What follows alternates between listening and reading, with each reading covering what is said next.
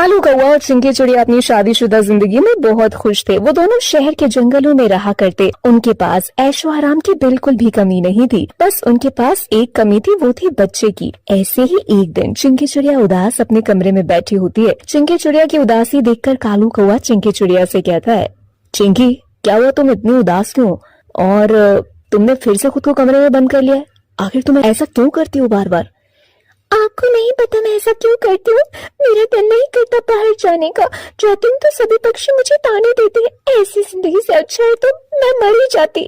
चिंकी तुम ऐसा क्यों कहती हो? अगर तुम्हें कुछ हो गया तो मेरा क्या होगा? तुम्हारे लिए ही तो मैं जी रहा हूँ, वरना तो मैं कब का मर चुका होता। इतना बोलकर कालू कौवा चिंकी चिड़िया को गले से लगा लेता है। इसी तरह से कुछ दिन बीत जाते हैं। एक दिन कालू कौवा चिंकी चिड़िया को अपने साथ उल्लू डॉक्टर के पास ले जाता है और उसके कुछ टेस्ट करवाता है। उल्लू डॉक्टर, रिपोर्ट कब तक आएगी? आपको क्या लगता है चिंकी माँ तो बन पाएगी ना? देखो कालू, मैं अभी कुछ नहीं कह सकता, अब तो रिपोर्ट ही बताएगी कि आखिर दिक्कत क्या है। अभी तुम आराम से घर जाओ, 2 दिन बाद रिपोर्ट लेने आ जाना। उल्लू डॉक्टर के कहने पर कालू कौवा चिंकी चिड़िया को घर ले जाता है और 2 दिन बाद उल्लू डॉक्टर से मिलने जाता है, जहां उसे पता चलता है चिंकी चिड़िया तो कभी माँ नहीं बन सकती। ये खबर सुनकर मानो कालू कौवे के तो पैरों तले जमीन खिसक जाती है, पर चिंकी चिड़िया को वो नहीं बताता और उससे झूठ बोलता है। चिंकी तुम परेशान मत हो, उल्लू डॉक्टर ने कहा है तुम बिल्कुल ठीक हो और माँ बन सकती हो। बस हमें खुश रहना होगा और तुम्हें सही से अपना इलाज करवाना होगा। हाँ क्या आप सच कह रहे? मैं सच में माँ बन सकती हूँ? आप नहीं जानते, आपने ये खबर देकर मेरे दिल का बोझ हल्का कर दिया। अब मैं अच्छे से अपना इलाज करवाऊंगी और समय पर दवाइयाँ खाऊंगी। अब मैं पूरी तरह से अपना ख्याल रखूंगी ताकि मेरे इस आलीशान घर में मेरे बच्चे की किलकारी और आवाज गूंज सके। ये खबर सुनकर चिंकी की जिंदगी में खुशियां आ जाती हैं, पर हकीकत तो सिर्फ कालू कौवा को पता थी। अब इसी तरह से दिन बीतते जाते हैं और एक दिन किसी जरूरी काम की वजह से कालू कौवे को गांव के जंगल में जाना पड़ता है, जहां सभी जंगली पक्षी रहा करते थे। उसी जंगल में कालू कौवे की मुलाकात पिंकी चिड़िया से होती है, जो कि काफी सुंदर और समझदार थी। तुम इतने बेखौफ जंगल में कैसे घूम सकते हो? तुम जानते हो यहाँ हम जंगली पक्षी रहते हैं और हमारे जंगल में हमारे बिना मर्जी के कोई नहीं घुस सकता। हाँ मैं जानता हूँ, पर सरकार ने मुझे इस जंगल का जिम्मा दिया है। मैं तुम्हारे जंगल का रक्षक हूँ। अगर यहाँ के पक्षी को कोई भी प्रॉब्लम आएगी तो वो मुझसे बात करेगा।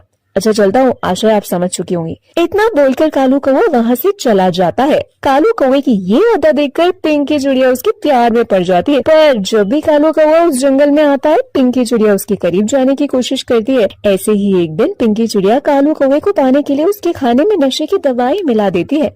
माफ करना कालू, पर मैं तुमसे दूर नहीं रह सकती, इसीलिए मुझे ये सब करना पड़ रहा है। अब तुम सिर्फ और सिर्फ मेरी हो। इस तरह से पिंकी चिड़िया कालू कौवे की बेहोशी का फायदा उठाती है और जबरदस्ती उससे शादी कर लेती है, और ना चाहते हुए भी कालू कौवे को पिंकी चिड़िया को अपनाना पड़ता है। अब इस तरह से कुछ दिन बीत जाते हैं और कालू कौवे को पता चलता है कि पिंकी चिड़िया माँ बनने वाली है। कालू मैं तुमसे दूर नहीं रह सकती, अब मैं माँ बनने वाली हूँ और जंगल के सारे पक्षी बातें करते हैं। अब तुम मुझे अपने साथ अपने घर ले चलो। मैं तुम्हें अपने साथ अपने घर नहीं ले जा सकता। तुम जानती हो ना मैं अपनी पत्नी चिंकी से कितना प्यार करता हूँ। अगर उसे पता चल गया कि उसकी एक सौतन है और वो भी प्रेग्नेंट, वो तो जीते जी मर जाएगी और मैं चिंकी को दुखी नहीं देख सकता।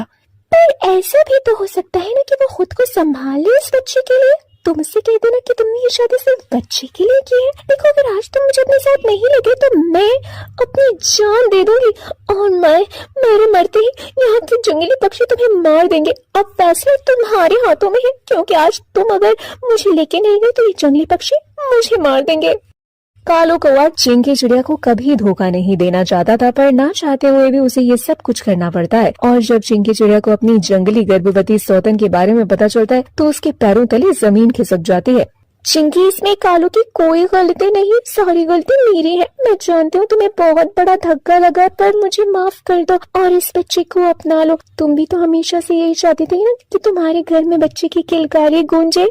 हाँ मुझे बच्चे से प्यार है। मैं चाहती थी मेरे घर में बच्चे की किलकारी गूंजे, पर मैंने कभी ये नहीं चाहता कि तुम जैसे जंगली चिड़िया के बच्चे की किलकारी गूंजे। मैंने कभी नहीं सोचा था कि एक जंगली चिड़िया मेरी सौतन बन जाएगी और जो खुशी मैं इस घर को देना चाहती थी वो खुशी मेरी सौतन देगी। प्लीज चिंकी शांत हो जाओ, तुम्हारी तबीयत ठीक नहीं है। शांत हो जाओ?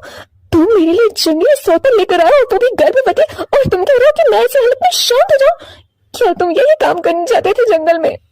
बस भी करो चिंकी, देखो और मुझे और इस बच्चे को तो तुम्हें अपनाना होगा, क्योंकि तुम कभी माँ नहीं बन सकती। इसलिए प्लीज एक बार माँ बनकर सोचो। चिंकी तुमने क्या किया? चिंकी को इस बारे में कुछ पता नहीं था। आखिर तुमने बगैर मुझसे पूछे चिंकी को सब कुछ सच क्यों बताया? क्योंकि ये जानना चिंकी के लिए जरूरी था। अगर मैं सच चिंकी को नहीं बताती तो हम सबकी जिंदगी बर्बाद हो जाती। हाँ हूँ मैं जंगली, पर क्या जंगली पक्षी जीव नहीं होते? क्या वो तुम्हारी तरह उड़ना नहीं जानते, खाना नहीं जानते? क्या हम जंगलियों को जीने का अधिकार नहीं है? तुम्हें बताओ मुझे। अब ना चाहते हुए भी चिंकी चिड़िया सिर्फ कालू कौवे के बच्चे के लिए अपनी जंगली गर्भवती सौतन को अपना लेती है। इसी तरह से कुछ दिन बीत जाते हैं और समय के साथ साथ चिंकी की सारी नाराजगी खत्म होने लगती है। वो अपनी जंगली गर्भवती सौतन का ख्याल रखने लगती है। इतनी लापरवाही अच्छी बात नहीं है। मैं तुम्हारे लिए नहीं, बच्चे के लिए ऐसा कह रही हूँ। ऐसे में तुम्हारे और तुम्हारे बच्चे की जान खतरे में पड़ सकती है। इसलिए अपने खान पान के साथ साथ अपने चलने पर रहने पर भी ध्यान दो।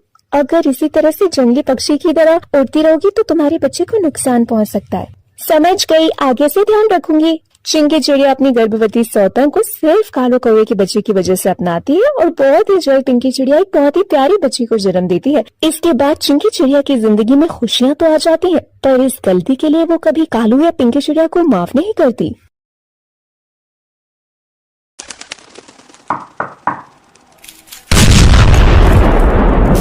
चूचू चिड़िया की कहानी।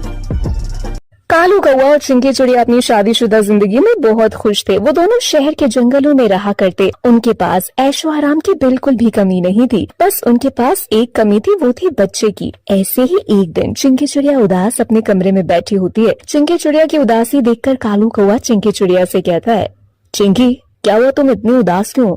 और तुमने फिर से खुद को कमरे में बंद कर लिया है? आखिर तुम ऐसा क्यों करती हो बार बार?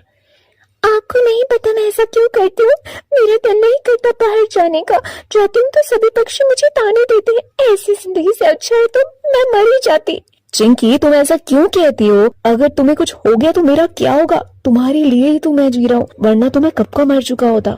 इतना बोलकर कालू कौवा चिंकी चिड़िया को गले से लगा लेता है। इसी तरह से कुछ दिन बीत जाते हैं। एक दिन कालू कौवा चिंकी चिड़िया को अपने साथ उल्लू डॉक्टर के पास ले जाता है और उसकी कुछ टेस्ट करवाता है। उल्लू डॉक्टर, रिपोर्ट कब तक आएगी? आपको क्या लगता है चिंकी माँ तो बन पाएगी ना? देखो कालू, मैं अभी कुछ नहीं कह सकता, आप तो रिपोर्ट ही बताएगी कि आखिर दिक्कत क्या है। अभी तुम आराम से घर जाओ, 2 दिन बाद रिपोर्ट लेने आ जाना। उल्लू डॉक्टर के कहने पर कालू कौवा चिंकी चिड़िया को घर ले जाता है और 2 दिन बाद उल्लू डॉक्टर से मिलने जाता है, जहां उसे पता चलता है चिंकी चिड़िया तो कभी माँ नहीं बन सकती। ये खबर सुनकर मानो कालू कौवे की तो पैरों तले जमीन खिसक जाती है, पर चिंकी चिड़िया को वो नहीं बताता और उससे झूठ बोलता है। चिंकी तुम परेशान मत हो, उल्लू डॉक्टर ने कहा, तुम बिल्कुल ठीक हो और माँ